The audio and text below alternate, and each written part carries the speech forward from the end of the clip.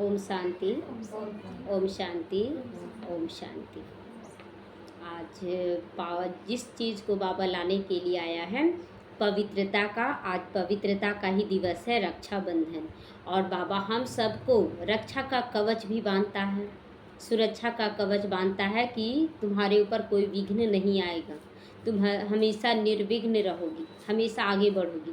तो आज उसी का पर्व है ना, हम लोग बहुत धूमधाम से मनाएं, सब जगह जाएं और सबको राखी बांधें। यही शुभकामना है कि सबका विघ्न टल जाए, सबका पवित्रता कायम हो जाए सबके अंदर, और सब माया के विघ्नों से दूर हो जाए। यही शुभ भावना आज पूरे विश्व को देते हुए बाबा का मुरली पढ़ेंगे। ओम शांति। बाबा कह रहे, मीठे बच्चे ज्ञान की धारणा करते रहो तो अंत में तुम बाप समान बन जाओगे।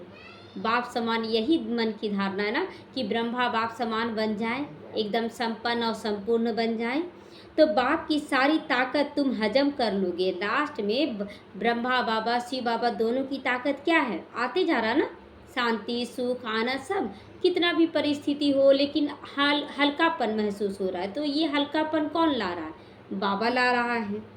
प्रश्न है, किन दो शब्दों की स्मृति से स्वदर्शन चक्रधारी बन सकते हो? किन दो शब्दों की स्मृति से स्वदर्शन चक्रधारी बन सकते हो? उत्तर है उत्थान और पतन। उत्थान किस चीज का और पतन किस चीज का भी हो रहा है?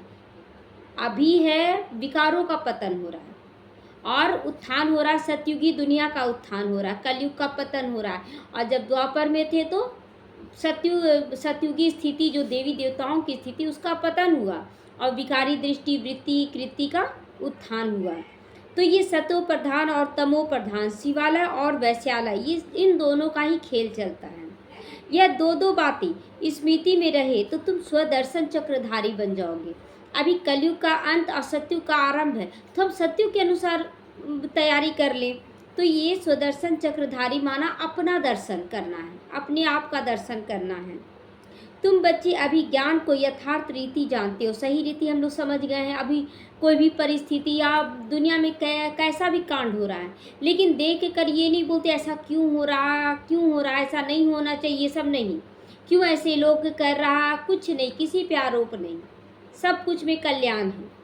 तो भक्ति में ज्ञान नहीं है, बस भक्ति करते हैं, इसीलिए आरोप पे आरोप एक दूसरे पे मरते रहते, वो उसको ऐसा नहीं करना चाहिए, उसने ऐसा किया, और सिर्फ दिल खुश करने की बातें करते रहते हैं। बहुत भगवान ऐसे आए थे, ऐसे सुदामा को गले लगाएं, केवल सुदामा को गले लगाएं, और हम कहाँ गए? द्रौपदी उस समय पुकारी और 1 सेकंड में आ गई, यहाँ पर क्यों नहीं हो रहा है, यहाँ पर क्यों नहीं हो रहा है? तो ये सारी बातों का राज बाबा भी समझा रहा है। सिर्फ दिल खुश करने की वो सब बातें हैं।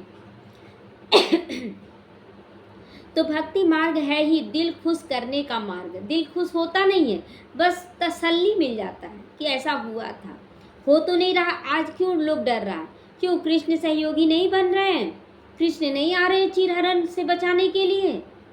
तो बचाने तो शिव बाबा आ चुका है, लेकिन वहाँ द्रौपदी पहले ही कृष्ण को अपना भाई बना चुकी थी, अपना साड़ी का पल्लू काट कर उनको बांधी थी, और वचन ले चुकी थी, तब जाके वो आए। याद कर, अभी तब भी नहीं आए, जब वो देहधारियों में फंसी थी तब भी नहीं आए। आए कब? जब वो कृष्ण को पुकारी, सारा आधार छोड़कर, तो वो चीज़ यहाँ लाएंगे तब तो। हम पहले द्रौपदी तो बने, उस ढंग का, जिस ढंग से बुलाया गया उनको, तो भगवान कैसे नहीं आएगा? तो भक्ति मार्ग केवल दिल खुश करने का है, रास्ता नहीं दिखाया जा रहा है। ओम शांति। मीठे मीठे रूहानी बच्चों के प्रति बाप बैठ ये सारी बातें समझाती हूँ कि बच्चे अब तू पहले से रिश्ता जोड़ो, समर्पण करो उसके आगे। समर्पण की ना, इतनी महंगी साड़ी पहनी थी, उसकी उनकी अपनी बहन सुभद्रा नहीं की, और वो द्रौपदी कर दी, तो समर्पण हुआ ना। महंगी साड़ी कैसे फाड़ देंगे ये सोची नहीं। अब तुम बच्चों के लिए बाप कहते तुम कितने ऊंचे थे। उत्थान और पतन का ये खेल चल रहा है, उत्थान और पतन का। तुम्हारी बुद्धि में अब है हम कितने उत्तम और पवित्र थे। अब हमारी बुद्धि में चलता ना, हम इस दुनिया के नहीं हैं, हम तो देवी देवता हैं। हमें वैसा धारणा करते चले जाना है। अब कितने नीच बन गए हैं देवी देवताओं के आगे। तुम यही तो जाकर कहते हो ना, हम नीच हैं, पापी हैं, और आप ऊंचे से ऊंचा हो। पहले पहले ये पता नहीं था ना कि हम ही ऊंचे से ऊंचा और हम ही नीचे से नीचा बनते हैं, ये पता नहीं था। हम अपनी ही मूर्तियों के आगे गा रहे हैं सब कुछ। ऊंचा और नीचा वास्तव में किसको कह रहे हैं? खुद को ही कह रहे हैं। अभी तो बाप तुमको बताते हैं, मीठे मीठे बच्चे, तुम कितने पवित्र, ऊंचे पवित्र थे, फिर कितने अपवित्र बने हो। पवित्र को ऊंचा कहा जाता है, उसको कहा जाता वॉइसलेस वर्ल्ड, मतलब वहाँ कोई विकार नहीं होता है। वहाँ तुम्हारा राज्य था जो फिर अब स्थापन कर रहे हो। वो राज्य ऐसा है जहाँ कोई हमें नीचे नहीं गिरा सकता है, कोई हमसे छीन नहीं सकता है। ये राज्य कैसे प्राप्त हुआ? स्वराज्य से। जितना हम स्वराज्य में टिकेंगे उतना ज़्यादा राज्य करेंगे। तो बाप सिर्फ इशारा देते हैं कि तुम उत्तम शिवालय सत्युग के निवासी थे, फिर जन्म लेते लेते आधा में तुम विकार में गिरे तो पतित विषय विकारी बन गए, अनेक विषयों में भटकने लगे और फंसते चले गए। इस कलयुग या विकारों के जाल में हम फंसते चले गए। आधा कल्प विशस रहे, विशस में विषय और विकार दोनों शामिल हो जाता है, तो विषयों में फंसे रहें और विकार उत्पन्न करते रहें। अब फिर तुमको वॉइसलेस सतो प्रधान बनना है। 2 अक्षर याद करना है। कौन सा अक्षर बाबा आज बोला? अक्षर उत्थान और पतन। आज ये 2 शब्द याद करने के लिए कह रहा है। अभी यह तमो प्रधान दुनिया, इसका अंत सामने है, पतन है, और सतो प्रधान दुनिया की निशानी ये लक्ष्मी नारायण आज भी मंदिरों में बैठे हैं। 5000 वर्ष की केवल बात है। सतो प्रधान भारत में राज्य था। भारत बहुत उत्तम था, अभी तो कनिष्ठ हो गया है। इतने सारे विदेशों में भी भारत सबसे नीचा गिर गया है। वॉइसलेस से देखो, विशेष में बनने में तुमको 84 जन्म लग गए। निर्विकारी से विकारी बनने में 84 जन्म लग गया। भले वहाँ भी थोड़ी थोड़ी कला कमती होती जाती। सतयुग में पहले जन्म से ही कला कम होने लगता है, परंतु कहेंगे उनको फिर भी संपूर्ण निर्विकारी, क्योंकि वहाँ पर कोई विकार नहीं आता है। हाँ, जैसे 100% है, चलो 10%, 20%, 25% ऐसे कम होता गया कला, लेकिन विकार नहीं आया। तो एकदम संपूर्ण निर्विकारी श्री कृष्ण को कहेंगे। वह गोरा था, अब सांवरा बन गया। तुम यहाँ बैठे हो तो बुद्धि में क्या रहना चाहिए कि हम शिवालय में विश्व के मालिक थे। यही बार बार रखना है, हम शिवालय में विश्व के मालिक थे। दूसरा कोई धर्म ही नहीं था, सिर्फ हमारा राज्य ही था। फिर 2 कला कम हुई। सतयुग में, सतयुग 1250 साल बीतेगा तो 2 कला 25% कम होगा। जरा जरा कला कम होते होते त्रेता में 2 कला कम हो जाती, पॉइंट बाय पॉइंट खत्म होता जाता है, और 2 कला त्रेता युग तक, सतयुग के खत्म होने तक खत्म होता है। पीछे विशेष बनते हैं और गिरते गिरते फिर छीछी बन जाते हैं। इसको कहा जाता है विषय विकारी वर्ल्ड। विषय वैतरणी नदी में गोते खाते रहते हैं। विषय वैतरणी नदी माना ये चाहिए, ये पूरा हो गया तो अब नहीं, ये नहीं, ऐसा चाहिए, मतलब विषयों में क्या करते हैं? गोते खाते रहते हैं। वहाँ क्षीर सागर में रहते हैं, वहाँ तो केवल प्राप्ति स्वरूप में रहते हैं। वहाँ दूध घी की नदियाँ बहेगी तो क्षीर सागर में रहेंगे, वहाँ कुछ भी ये इच्छा नहीं रहेगा, ये मिल जाए वो मिल जाए, बस एंजॉय करना है। तुम सारे वर्ल्ड की हिस्ट्री ज्योग्राफी को, अपने 84 जन्मों की कहानी को भी समझ गए हो। हम लोग समझ गए अपने 84 जन्मों की कहानी को भी। तो हम वॉइसलेस थे, इनके राज्य में थे। किनके राज्य में? लक्ष्मी नारायण के राज्य में थे। पवित्र रजाई थी, उनको कहेंगे फूल स्वर्ग, फूल स्वर्ग। सतयुग को कहा जाता फूल स्वर्ग, और त्रेता युग को सेमी स्वर्ग। लेकिन स्वर्ग है दोनों, लेकिन आधा और पूरा का अंतर है। तो स्वर्ग में भी, सेमी स्वर्ग में भी विकार नहीं आएगा। तो यह बुद्धि में है ना। तो बाप ही आकर सृष्टि के आदि मध्य अंत का राज समझाते हैं। तो मध्य में रावण आया, शुरू आदि में रावण नहीं आता, मध्य में आया, फिर अंत में इस विकारी दुनिया का विनाश होता है तो रावण का जाने का समय हो जाता है। फिर आदि में जाने के लिए हमें पवित्र बनना है। अपने को आत्मा समझकर माँ में कम याद करो, मुझे एक को याद करो। अपने को देह नहीं समझो, देह नहीं समझना, मैं शरीर नहीं हूँ।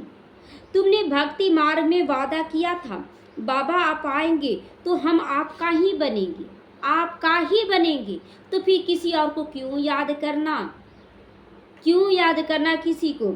आत्मा बाप से बातें करती है कि बाबा मुझे ऐसा बनना। अब तो नींद भी लेते हैं ना, सोते हुए भी यही सब मन में आता है ना कि बाबा ऐसे करना है, बाबा मुझे भी ऐसा बनना है, यही सब मन में चलता रहता, किसको कैसे समझाए। तो बाबा कहता था ना पहले कि योग निद्रा, अभी भी कहता है योग निद्रा मतलब आप अगर हल्का सा भी आहट होता है तो जग जाते हैं। ये भी नहीं कि कोई जगा रहा, पहले क्या सोए रहते थे, तो ऐसा नींद नहीं है। हल्का सा आहट हुआ आँख खुल जाता है, यही योग निद्रा है कि सोए हुए भी है, जागे हुए भी है। तो श्री कृष्ण कोई सभी आत्माओं का बाप थोड़े ही था, आत्माओं का बाप तो निराकार शिव बाबा को ही कहेंगे। कृष्ण तो जैसे बोलते हैं ना प्रद्युम्न के पिता थे, प्रद्युम्न उनका बच्चा था, और ऐसे वो राजा थे, बाकी सब उनकी प्रजा दास दासी ये सब थी। तो पिता तो सबको नहीं कहा गया उनको सबका। तो उस हद के बाप से हद का वर्षा मिला, बेहद के बाप से बेहद का वर्षा भारत को मिलता है। इसीलिए सत्युग को कहा जाता शिवालय। शिव बाबा ने आकर देवी देवता धर्म की स्थापना की। यह तो सदैव याद रखना चाहिए, ये हमेशा याद रखना है कि सत्युग को लाने वाला शिव बाबा है, ना कि श्री कृष्ण। खुशी की बात है ना, आत्मा का पिता परमात्मा और हम उनसे डायरेक्ट अभी मिल रहे, बात कर रहे हैं। अभी हम फिर शिवालय में जाते हैं। कोई मरता है तो कहेंगे स्वर्ग गया, परंतु ऐसे कोई जाता नहीं है। कह देते हैं कि स्वर्ग गया, लेकिन है कहाँ स्वर्ग जो जाएगा, स्वर्ग नरक सब यही है। यह सब भक्ति मार्ग के गपोड़े हैं, दिल खुश करने के लिए। सच सच हेवन में तो अभी तुम जाने वाले हो, और जाने वाले हैं। लोग पहले पूछते थे, जिस समय नए नए आए थे ज्ञान में, तो लोग पूछते थे कौन देखने जा रहा है सत्य, आप स्वर्ग में जा रहे हो, अभी ही स्वर्ग मिल रहा है, अभी ही इतना हल्का फील होता है। बाबा से बोलते हैं सब निश्चिंत हो जाते हैं। तो स्वर्ग की महसूसता तो यहीं आ रही है। अब ऐसा थोड़ी है कि हम यहीं पर मुकुट पहन लेंगे, देवी देवताओं जैसा पोशाक पहन लेंगे तभी स्वर्ग कहेंगे। अंदर की यहाँ पर है, अंदर की स्थिति में स्वर्ग महसूस करना है, और वहाँ पर है कि बाहर से सब कुछ रहेगा, बाहर से भी। तो वहाँ कोई रोग आदि नहीं होगा। तो यहाँ कला में भी बताया गया ना, 13वीं कला स्वस्थ रहने की कला, अपने अंदर को चेक करना, कहाँ किस कारण से हम बीमार हो रहे हैं, कौन से चीज़ में कमी हो रही है। तो तुम वहाँ कोई रोग आदि नहीं होता, तुम सदैव हर्षित रहते हो। तो बाप कितना सहज करके छोटे छोटे बच्चों को जैसे बैठ तुमको समझाते हैं। अभी देखिए सबका कर्मेंद्रियाँ तो बड़ी हैं सबका, तो बाबा फिर भी हमें कैसे समझाता है, एकदम छोटा बच्चा की तरह कि ऐसे करो बच्चे, ऐसे करो बच्चे। भल बाहर में कहाँ भी रहते तुम पद पा सकते हो, कहीं भी रहेंगे, लेकिन अगर मुरली को सुन रहे हैं, समझ रहे हैं, धारण करें, आप कहीं भी रहें आप पद जरूर पाएंगे। तो इसमें पवित्रता तो पहले मुख्य है, सबसे पहले है तन की भी पवित्रता और मन की भी पवित्रता। आप घर गृहस्थ में अगर आप अच्छा से कर रहे हैं तो आप घर गृहस्थ में रहकर भी ऊंचा पद पा सकते हैं, ये बाप की गारंटी है। जब भी बाबा कुछ न कुछ विघ्न आता था तो शुरुआत में तो थोड़ा बहुत हलचल आता था, बाबा बोलते बाबा आप बोले हैं कि घर गृहस्थ में रह के भी आगे बढ़ाएंगे, तो अभी विघ्न क्यों आ रहा है, इसको ठीक करो अधिकार। लेकिन अब तो बोलने में भी अच्छा नहीं लगता है, ये तो पता चलता है कि मेरे अंदर ही कमी है, ये विघ्न आने का कारण मेरे अंदर का कमी है। अब बोलने में नहीं अच्छा लगता बाबा तुम ठीक करो। वो शुरुआती दौर था तो लड़ जाते थे बाबा से, मीठा मीठा लड़ाई करते थे। तो बाबा कहता है इसमें पवित्रता मुख्य है, आपके तन का भी पवित्रता और मन की भी पवित्रता। किसी भी आत्मा के लिए कोई बुराई नहीं, सबके लिए कल्याण की भावना, रहम की भावना, और खान पान भी शुद्ध हो एकदम। जितना आप धारणा करेंगे उतना शक्ति रहेगा अंदर में। देवताओं के आगे कभी सिगरेट बीड़ी आदि का भोग लगाते हो क्या? भाई बैठे होंगे और उनको बोला जा रहा है। ग्रंथ के आगे कभी अंडे बीड़ी आदि का भोग रखा है कभी? क्या नहीं रखते हैं। ग्रंथ को समझते हैं जैसे गुरु गोविंद का शरीर है, तो फिर आप क्यों खाते हो?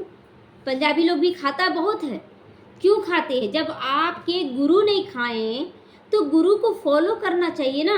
ग्रंथ के आगे क्या अंडा मीट मछली सब रखेंगे, शराब रखेंगे? लेकिन आजकल सभी खा रहे पी रहे हैं। तो ग्रंथ को इतना मान देते हैं, यह गुरु की जैसे शरीर है, बहुत मान देते हैं उनका, ऐसे सिख लोग समझते हैं। परंतु गुरु नानक ने थोड़े ही बैठकर ग्रंथ बनाई, वो तो अपना पुरुषार्थ किए केवल, लेकिन ग्रंथ तो बाद में लिखा गया। नानक ने तो अवतार लिया ना किसी तन में। तो गुरु गोविंद मतलब जो नानक की आत्मा थी वो गोविंद की आत्मा में जो देहधारी था उसकी आत्मा उसके शरीर के अंदर, जैसे अभी शिव बाबा ब्रह्मा के तन में आते हैं, वैसे जो धर्म स्थापक होते हैं ना, वो कोई देवकुल की आत्मा जो रहती है पतित बनी, उनके शरीर में आकर फिर अपना धर्म स्थापन करते हैं। वो तुरंत शरीर नहीं लेते हैं। सिख लोगों की वृद्धि हुई, बाद में फिर ग्रंथ आदि लिखे। फिर वह इसलिए बोला गया ना कि वही लिखे, क्योंकि फिर वो दूसरे जन्म में आती है और फिर उनके द्वारा लिखा जाता है। पहले ज्ञान दिया गया, दूसरे तन द्वारा फिर लिखा गया। तो एक के बाद फिर सिख धर्म में आते चले गए। पहले तो ग्रंथ भी इतना छोटा, हाथ का लिखा हुआ होता था। जो जैसा विचार अच्छा आया ऐड कर दिया, जो जैसा विचार आया ऐड कर दिया, इससे ग्रंथ बड़ा रूप ले लिया है। तो अब गीता के लिए भी समझते हैं, यह श्री कृष्ण का स्वरूप है। ऐसे ही मानो जैसे नानक का ग्रंथ, वैसे श्री कृष्ण की गीता गाई हुई है। श्री कृष्ण भगवानुवाची कहते रहते, इसको कहा जाता है अज्ञान, कि श्री कृष्ण इस धरती पर आ ही नहीं सकते हैं, कलयुगी धरती पर। उनका पांव तो सतयुग में ही पड़ेगा। तो ज्ञान तो एक परम पिता परमात्मा में ही है। मूंझना क्यों हो गया?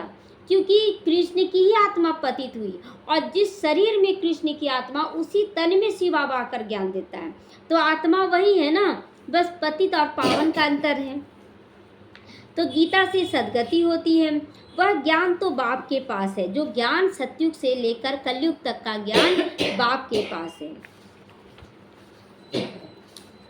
ज्ञान दिन है और भक्ति रात है। तो अब बाप कहते हैं आत्मा को पवित्र बनाना है, उसके लिए मेहनत करनी पड़े। माया के तूफान तो ऐसे जबरदस्त आते हैं जो ज्ञान एकदम उड़ जाता है। जिस समय विघ्न आता है तो कुछ देर के लिए ही सही, लेकिन उड़ तो जाता है।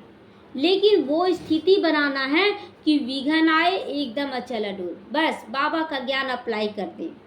तो किसको बोल भी ना सके उस समय कि आप अच्छा से चलो, आप ऐसे करो, क्योंकि खुद का स्थिति क्या होता है, कुछ ना कुछ हलचल में आ जाता है। तो पहला है काम विकार ही, बहुत तंग करता है, उसमें टाइम लगता है। काम विकार से छूटने में ही टाइम लगता है ना। सभी बच्चे पूछते कब तक चलेगा बाबा, कब तक विघ्न आएगा? तो बाबा कहता है इसमें टाइम लगेगा। तो है तो एक सेकंड में जीवन मुक्ति की बात, लेकिन क्या निकल जाते हैं हम देहधारियों से, देह के आकर्षणों से निकल जाते हैं, तुरंत नहीं निकल पाते। इसीलिए काम विकार लेट तक चलता है। तो बच्चा पैदा हुआ और मालिक बना, तुमने पहचाना शिव बाबा आया हुआ है और वर्षे के हकदार बन जाते हैं, वर्षे के हकदार बन जाते। गीता में भी शिव बाबा ने गाई थी, गीता भी शिव बाबा ने गाई है। तो उसने ही कहा माँ में कब याद करो। अब मन से एक को याद करने की क्या दरकार है? अब कृष्ण कहते हैं, श्री कृष्ण कहते हैं अर्जुन को, हे अर्जुन, इस स्थूल नेत्रों से तुम मुझे नहीं देख सकते। अब सामने तो शरीर खड़ा है ना श्री कृष्ण का, फिर वो किसके बारे में चर्चा करे कि मुझे तुम इन आँखों से नहीं देख सकते? इसका मतलब है कि ये ज्ञान कोई और सुना रहा उनके तन में आकर, श्री कृष्ण नहीं सुना रहा। तो कुछ ना कुछ सच्चाई है जिस पर हम प्रूव कर सकते हैं। तो मैं इस साधारण तन में आता हूँ। कृष्ण की आत्मा जन्म लेते लेते एकदम साधारण रूप में आ गई और उनके तन में आकर शिव बाबा ज्ञान देती हैं। श्री कृष्ण साधारण थोड़े ही है, श्री कृष्ण साधारण नहीं है। श्री कृष्ण की आत्मा जन्म बाई जन्म आते आते साधारण बन जाती है, तब वो शरीर नहीं है। तो वह तो जन्म लेते हैं जैसे कि बिजली चमक जाती है। जिस समय श्री कृष्ण का जन्म होगा चारों तरफ लाइट ही लाइट फैलता है, तो बहुत प्रभाव पड़ता है।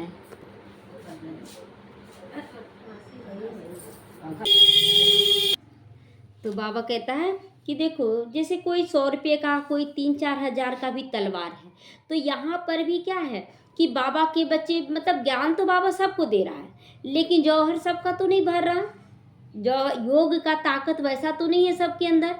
तो यहाँ पर ही हमें क्या करना है कि अपने ज्ञान के तलवार में याद का जौहर भरने के लिए तन का भी पवित्रता और मन का भी पवित्रता, एक भी संकल्प ऐसा नहीं जो किसी के अकल्याण के लिए बोला जाए कि वो ऐसा किया वो ऐसा किया, ये सब नहीं बोलना है।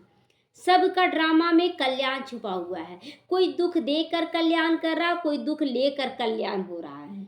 ये ड्रामा बना हुआ है, बहुत सुंदर ये ड्रामा बना हुआ है। तो इनको भी बाबा कहता है कि इनको भी सब त्याग करा के ऐसे ही अपना रथ बनाएंगे। ब्रह्मा बाबा को कैसे रथ बनाया बाबा? पहले त्याग करवाया ना, बिजनेस का त्याग कराया, सब कुछ का त्याग कराया, और उसके बाद फिर उनको उनके ऊपर सवार हुआ बाबा। सवार होकर क्या किया, फिर सबको ज्ञान देने लगा। तो तुम बच्चों को वहाँ कितनी कशिश हुई ना, कराची में कितना कशिश, लोग भाग खड़े होते थे बाबा से मिलने के लिए। कितना भी विघन आता था, बोलते थे नहीं हमको तो बाबा से मिलने जाना है, पैर में छाले पड़ जाते थे, सूजन आ जाता था, कितना किलोमीटर चलना पड़ता था, कोई पैर में चप्पल नहीं, कुछ भी नहीं, दौड़ मारे सब कोई। कशिश किसका था? शिव बाबा का कशिश था। तो कैसे सब भागे? बाप में कशिश थी ना। आज भी देखिए वही कशिश काम कर रहा है। आज घर बैठे लोग एक बार ज्ञान सुनते बोलते हमको पवित्र बनना है। कौन सा कशिश है कि हमको पवित्र बनना? बाप की कशिश है। अभी तुमको भी ऐसा संपूर्ण बनना है, बाप समान, ब्रह्मा बाप समान, नंबरवार ही बनेंगे। यह राजधानी स्थापन होती है। सृष्टि चक्र को भी समझ लिया, सत्युग आदि से कलयुग के अंत तक का भी अब समझ मिल गया है, कैसे कैसे वायुमंडल चेंज होगा। अभी है संगम युग, बाप को भी जरूर आना पड़ता है पावन बनाने के लिए। पावन अर्थात सतो प्रधान, फिर खाद पड़ती गई। अब वह खाद निकले कैसे? खाद पड़ती गई ना, विकारों की खाद। तो आत्मा सच्ची होती है तो जेवर भी सच्चा यानी गोरा शरीर होता है। अगर आत्मा में अच्छाई है, अभी आप बोलेंगे कि शरीर गोरा तो बहुतों का है, लेकिन संस्कार तो खराब है ना। तो आप देखिएगा कितना भी गोरा नारा सुंदर हो, कुछ ना कुछ उसके शरीर में कमी बोलते हैं ना, मुस्कुराहट इसका अच्छा नहीं है, इसका आँख थोड़ा सा ऐसा रहता, कुछ ना कुछ कमी निकल जाता है। परफेक्ट सुंदर वो सत्युग में ही होगा। तो आत्मा झूठी बनती तो शरीर भी पतित होता है। ज्ञान के पहले तो यह भी नमन वंदन करते थे। ब्रह्मा बाबा दादा लेखराज नमन वंदन करते थे विष्णु चतुर्भुज का, और खुद ही विष्णु थे। लक्ष्मी नारायण का बड़ा चित्र आयल पेंट का गद्दी पर लगा रहता था उनका, उनको भी बहुत प्यार से याद करते थे। और कोई को याद नहीं, और कोई की याद नहीं। बाबा ज़्यादा करके लक्ष्मी नारायण या विष्णु चतुर्भुज को मानते थे। बाहर और ख्याल जाता था तो अपने को चमाट मारते थे, नहीं अभी कुछ नहीं, इधर उधर की बातें नहीं। अपने आप को भक्ति भी उनका बहुत पावरफुल था। मन भागता क्यों है? दर्शन क्यों नहीं मिलता है? भक्ति में था ना।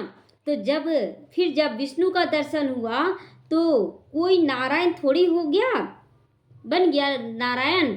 जैसे विष्णु चतुर्भुज का उनको साक्षात्कार हुआ ब्रह्मा बाबा को, तो नारायण बन गया। कितना उनको पुरुषार्थ करना पड़ा, कितना विघ्नों का सामना करना पड़ा उनको। हम सोचते हैं कि उनके तन में बाबा आया तो बन गया संपूर्ण।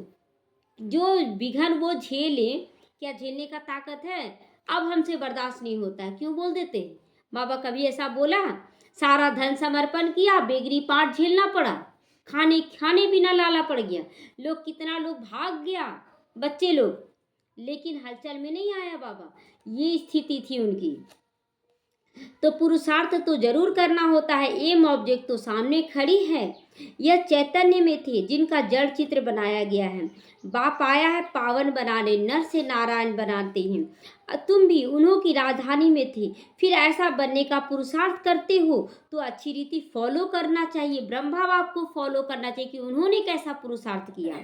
ब्रह्मा को देवता थोड़े ही कहा जाता है। विष्णु देवता ठीक है, ब्रह्मा देवता ठीक नहीं है, क्योंकि वो पुरुषार्थी थे उस समय, जिस समय साकार मुरली। लेकिन अभी तो संपूर्ण बन गया ना, इसलिए ब्रह्मा को देवता की श्रेणी में रखा गया। तो मनुष्यों को तो कुछ पता ही नहीं। कहते हैं गुरु ब्रह्मा गुरुर विष्णु गुरुर्देवो महेश्वरा। अब विष्णु गुरु कहाँ हुआ? विष्णु गुरु तो नहीं हुआ, विष्णु एक लक्ष्य है। सबको गुरु कहते रहते हैं। हाँ, ब्रह्मा बाबा गुरु बना, शिव बाबा तो गुरु है, लेकिन ब्रह्मा बाबा भी कर्म करके दिखलाया, पुरुषार्थ करके दिखलाया। तो शिव परमात्माएं नमः कहते, उनको गुरु, उनको परमात्मा कह देती हैं। सबसे बड़े से बड़ा बाप है ना, उसमें उनसे हम यह सीख रहे हैं औरों को सिखलाने के लिए। सतगुरु जो तुमको सिखलाते वही फिर तुम औरों को समझाते हो। जो भी टच होता है बाबा का ज्ञान, तो लगता है ना कि सभी को बताएं ताकि उन लोग भी धारण करें। अब भक्ति मार्ग में क्या बोलते थे कि बताना नहीं चाहिए, बताना नहीं चाहिए, नहीं तो तुम्हारा पुण्य खत्म हो जाएगा। लेकिन बताने से यहाँ पुण्य बढ़ता है, एकदम रात और दिन का फर्क हो गया। तो गुरु को ऐसे नहीं कहेंगे कि अब बाप भी है टीचर भी है, नहीं तो ये सारी नॉलेज तुम्हारी बुद्धि में होनी चाहिए थी पहले से, कि गुरु को, जो भी गुरु किए उनको बोलेंगे कि ये मेरा बाप है, ये मेरा टीचर गुरु सब है। तो हम शिवालय में थे, अभी वैश्यालय में पड़े हैं, फिर अब वैश्यालय शिवालय में जाना है। भल कहते ब्रह्म में लीन हो गया, ज्योति में ज्योत समा गया, परंतु आत्मा तो अविनाशी है, वो कभी मरती ही नहीं।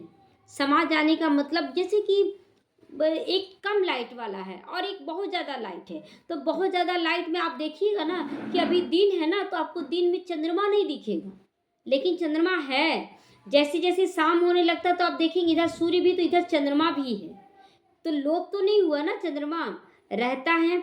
उसी तरह ज़्यादा लाइट में आत्मा छुप जाती है, लेकिन लोप नहीं होती, आत्मा विनाशी है।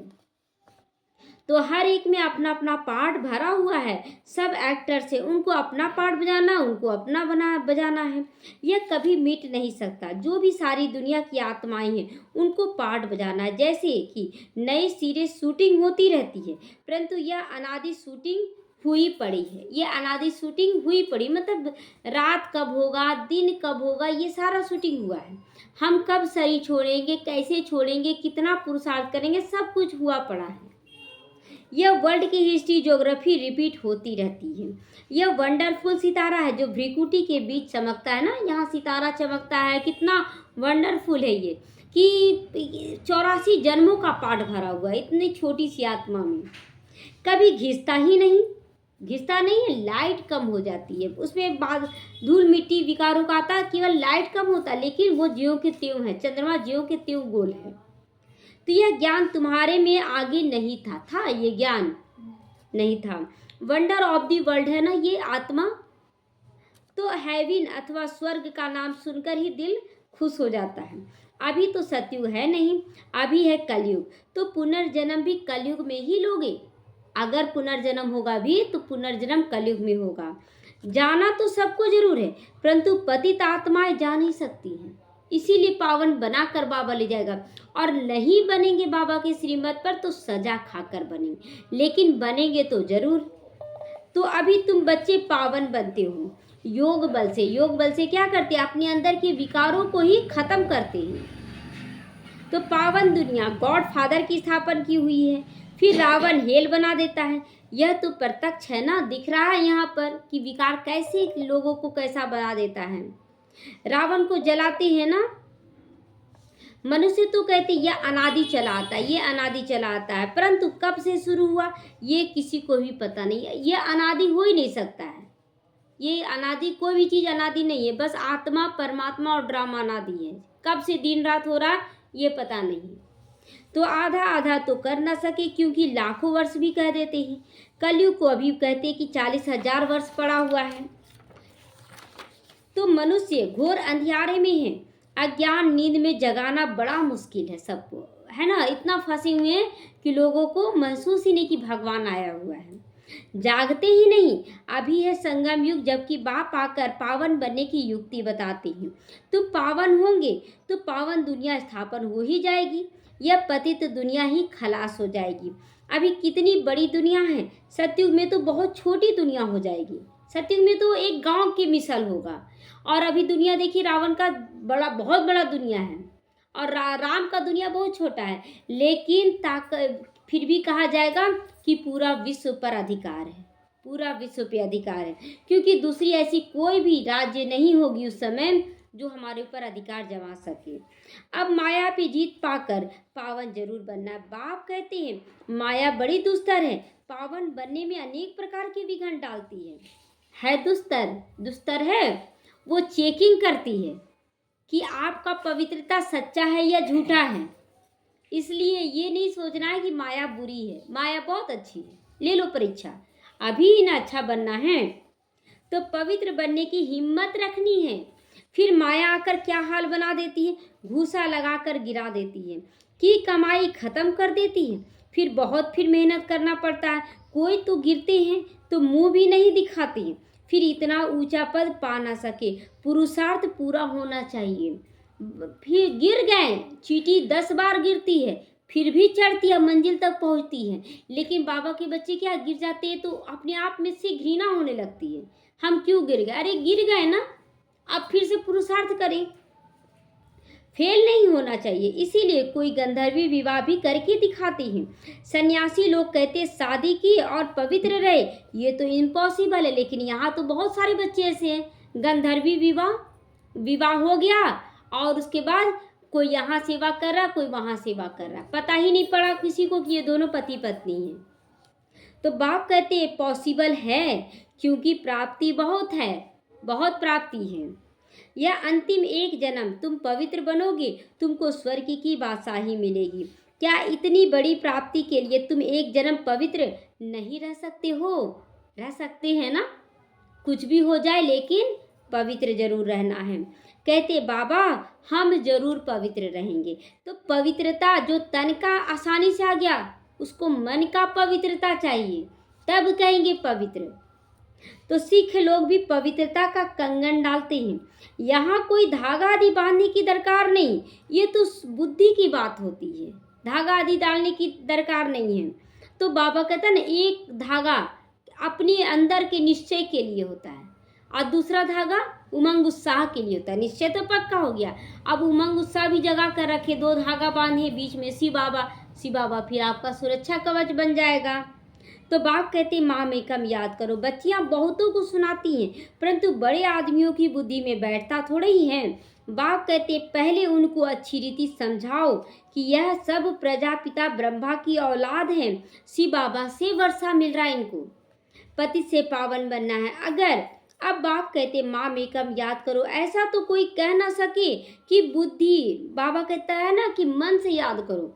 तो मन से क्यों, सामने जब है श्री कृष्ण सामने तो हम सामने भी याद करेंगे ना। लेकिन यहाँ तो बाबा कहता बच्चे तुमको मन से याद करना है। तो मन से यानी जो दिखता नहीं है, तो पहले तो ये उनकी बुद्धि में बिठाना चाहिए कि भारत वाइसलेस था, अभी विशेष बन गया, फिर वाइसलेस कैसे बनेगा, ये बाबा आकर बताते। भगवानुवाच माँ में कम याद करो। भगवानुवाच क्या है कि माँ में कम याद करो, मुझे एक को याद करो, 10 ठोके पीछे नहीं भागो। बस इतना कहे तो अहो भाग्य, परंतु इतना भी कह ना सकेंगे। एक मतलब किसी को भी संदेश देने जाएं तो किसी एक को याद करो, ये भी कहना है सबको, भूल जाएंगे। बाबा ने समझाया था, उद्घाटन तो बाप ने कर दिया है, सत्यु का उद्घाटन तो कर दिया ना। तो बाबा कहता बाकी तुम निमित्त कर रहे हो, दरवाजा गेट खोलने के लिए निमित्त बन रहे हो। फाउंडेशन तो बाबा ने लगा दिया है, बाकी अब सर्विस स्टेशन का उद्घाटन होता है। सर्विस स्टेशन का उद्घाटन होता है मतलब जहाँ जहाँ स्टेशन होता है वहाँ वहाँ जैसे सेंटर खुला, पाठशाला खुला तो उसको ओपनिंग किया जाता है।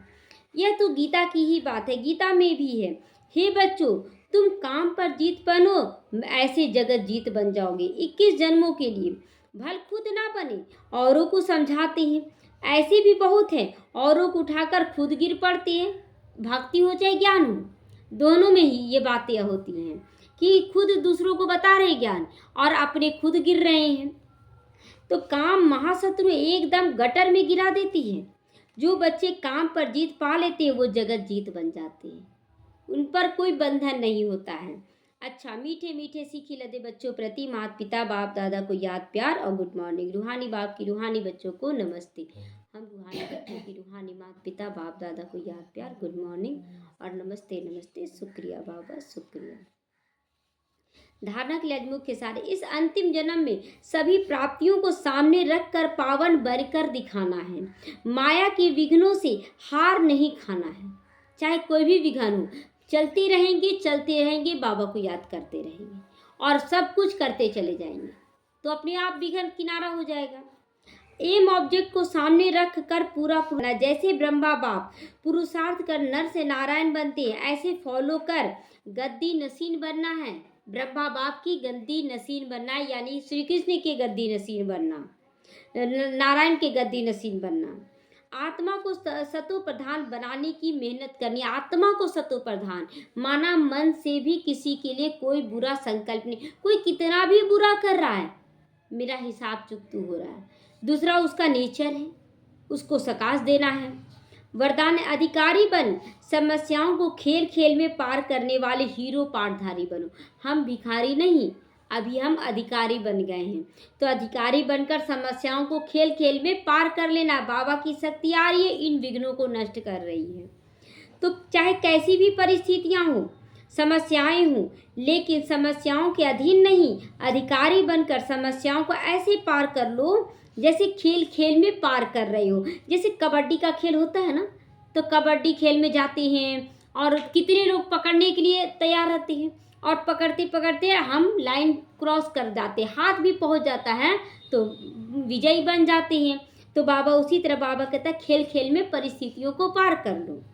चाहे बाहर से रोने का भी पाठ हो, लेकिन अंदर में ये खेल चलता रहे, मैं खुश हूँ। बाहर में रोने का भी पाठ हो, मतलब आप रो भी रहे, बाहर से उदास होने का भी स्थिति दिखा रहे, लेकिन अंदर का स्थिति बहुत सुंदर हो। जिसको कहते ड्रामा, इसको कहते ड्रामा, मतलब ड्रामा कर रहे हैं ना, रोने का ड्रामा कर रहे हैं। और ड्रामा में के हम हीरो पाठधारी हैं, रो कर भी किसी का दिल जीत ले रहे हैं। हीरो पाठधारी अर्थात एक्यूरेट पाठ बजाने वाले। इसीलिए कड़ी समस्या को भी खेल समझकर हल्का बना दो, कोई भी बोझ नहीं रखो। स्लोगन है, सदा ज्ञान के सिमरन में रहो तो सदा हर्षित रहोगे, माया की आकर्षण से भी बचे रहोगे। अगर ज्ञान का सिमरन रहेगा तो माया का आकर्षण हमें आकर्षित नहीं कर सकता है। ओम शांति।